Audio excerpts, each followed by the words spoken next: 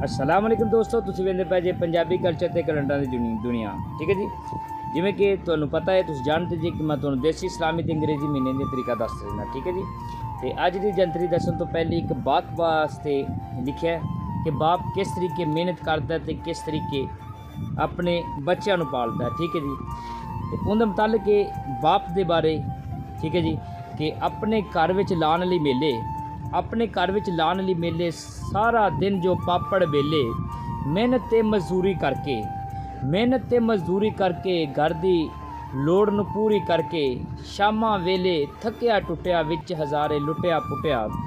ठीक है जी, ते खाली जेब दे भार नूं लैके, खाली जेब दे भार नूं लैके मूँह ते उत्ते हासे रख के जेड़ा परत के घर आंदा है, जेड़ा परत के घर आंदा है सारे टब्बर दे लई खप के हद हरकत विच रहिंदे ने। सच अखां ओ यारो, सच अखां ओ यारो ओनू अब्बा कहिंदे ने, ओनू अब्बा कहिंदे ने। कई ऐसे भी नामराद बदकिस्मत इंसान वेखे ने कि जेड़े आदे माँ बाप नूं घरों धक्के मार के कढ़ दिंदे ने। ठीक है, जिन्हां नूं ने उंगली फड़ के चलना सिखाया, ठीक है, बोलना सिखाया, पढ़ाया लिखाया, पोस्ट ते लाया।